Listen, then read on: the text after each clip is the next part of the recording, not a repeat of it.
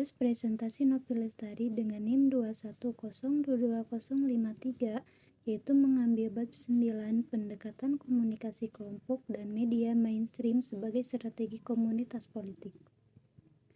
Pengertian komunikasi kelompok dalam komunikasi politik yang melibatkan lebih dari dua orang merupakan suatu wujud dari komunikasi kelompok pada umumnya.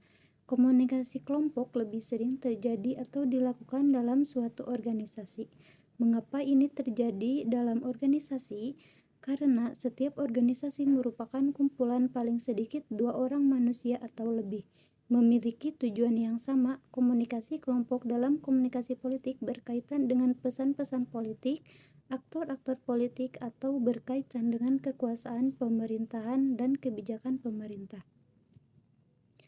Pengertian arus komunikasi dalam organisasi kelompok. Tujuan pertama, komunikasi kelompok merupakan sistem komunikasi yang dibangun oleh anggota kelompok di setiap organisasi.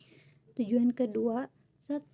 Downward communication, yaitu komunikasi yang berlangsung ketika orang-orang yang berada pada tataran manajemen mengirimkan pesan kepada bawahannya.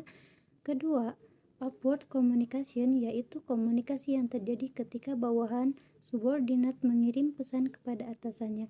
3. Horizontal communication, yaitu tindakan komunikasi ini berlangsung di antara para karyawan ataupun yang memiliki kedudukan yang setara. Peran media sosial sebagai strategi komunikasi politik. Tindakan politik dalam peristiwa komunikasi politik bertujuan untuk membangun citra politik bagi halayak, yaitu gambaran mengenai realitas politik yang memiliki makna strategi. Keputusan strategis yang tepat bagi komunikator politik adalah 1. Merawat ketokohan, 2. Memantapkan kelembagaan politik, 3. Menciptakan kebersamaan, 4. Membangun konsensus.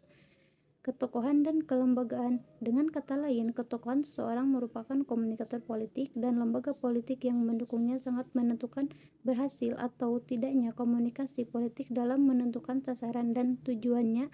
Dalam hal ini merawat ketokohan dan memantapkan kelembagaan. Manfaat teknologi dalam komunikasi politik, social networking, dan pemilihan umum. Ini juga menunjukkan sebuah tanda-tanda dari teknologi determinisme yang merupakan gejala ataupun tanda di mana masyarakat telah dipengaruhi oleh teknologi dalam berbagai aspek kehidupan. Salah satunya adalah di bidang politik. Salah satunya yaitu situs jejaring sosial sebagai layanan berbasis web yang memungkinkan individu untuk membangun profil publik atau semi-publik dan dalam suatu wilayah. Kesimpulannya, komunikasi antar kelompok dan media merupakan strategi penting dalam komunikasi politik. Komunikasi dalam suatu organisasi melibatkan dua kelompok, yaitu sekelompok individu dengan minat yang sama